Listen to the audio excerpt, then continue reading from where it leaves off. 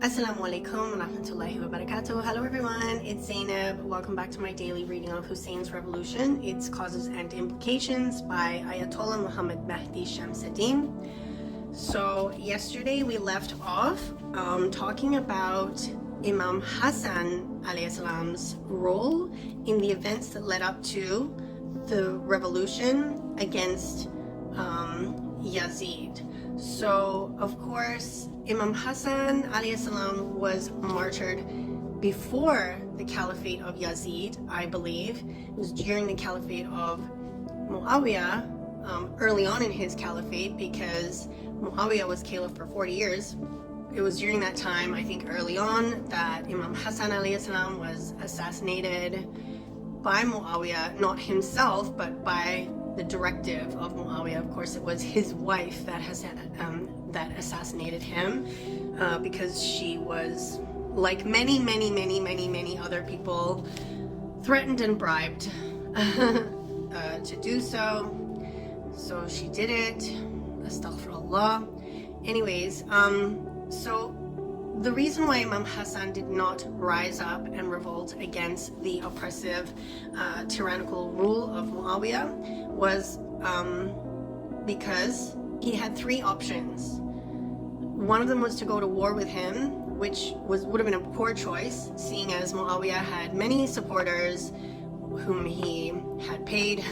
Of course, you know, when you have a lot of money and you use both threats and bribery to control the people and gain their support and bring them over to your side, then, you know, the weak-hearted people, which most of us are, it works for them, especially if their lives are threatened or if their families are threatened. So understandably, kind of, I mean, I get it, but I like to think that if I were alive during this time, I would have been steadfast in my loyalty to Ahlul Bayt, inshallah. I like to think that, but you know, when come crunch time, you never really know, do you? If someone threatened my children, I don't know. As a mother, yeah, it's hard to say, but I like to think that I would have been steadfast in that loyalty to Ahlul Bayt, alayhim salam. So going to war would have been a poor choice, seeing as Muawiyah had many supporters, and Imam Hassan alayhi salam did not. So going to war with Muawiyah would have been suicide, and if he'd done so, there would have been absolutely not a single Shia left on this earth, and he had to keep that message alive. Option number two would have been surrender to Muawiyah, which also wasn't an option for him, because again, he had to keep that message alive, the message that he was entrusted with to carry with him and pass on to the next Imam safely, and not let that message die, because as soon as the carrier of that message is slain, then the message itself is also lost.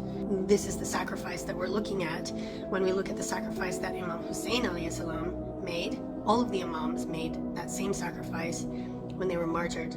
They protected the message with their lives, the message of Islam, true Islam, not adulterated, corrupted Islam.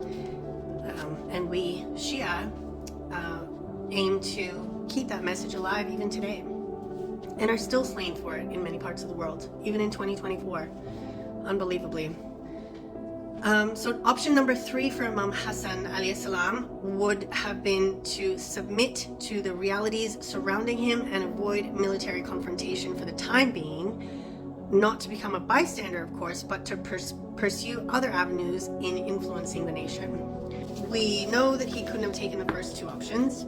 The only viable option was the third, the one that I just mentioned, which was sue for peace and begin preparing the nation for the coming revolution.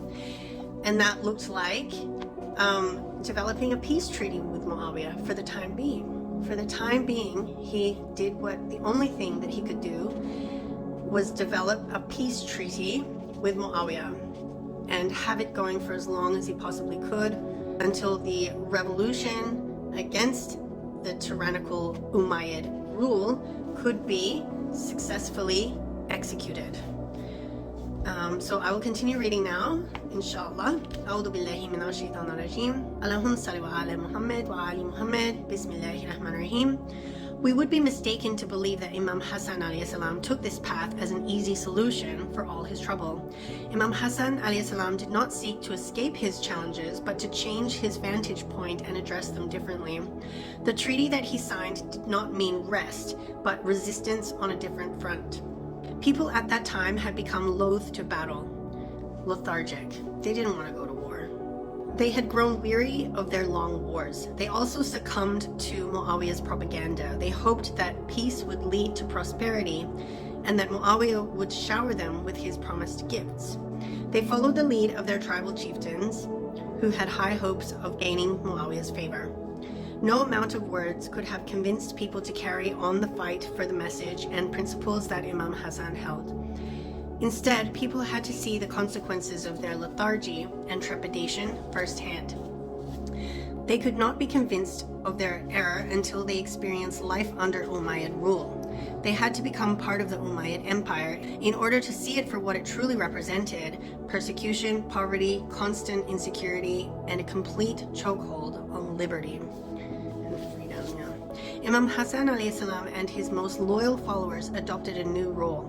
They would open the eyes of men to the true consequences of their choices. They would prepare the nation's hearts and minds to discover the nature of the Umayyad rule, to revolt against it, and to ultimately dismantle it.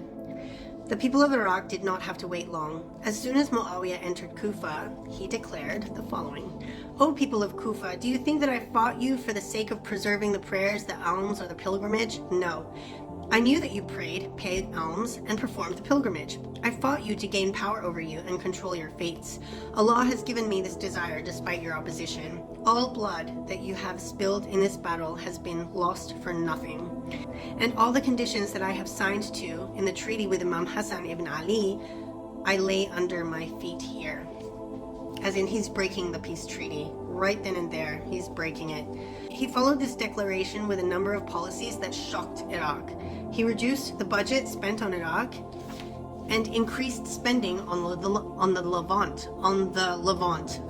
He forced them to rise in battle against the Kharijites, so they were not able to enjoy the peace that they longed for. He applied all his policies in the manner we described earlier. Terror, starvation, and persecution ensued. He commanded that Imam Ali alayhi salam be cursed on every pulpit within the empire. As the tribal chieftains went on to seek the fruits of their loyalty to Muawiyah, ordinary Iraqis began to realize the nature of the Umayyad rule, a tyranny which they had now helped establish by their own choice.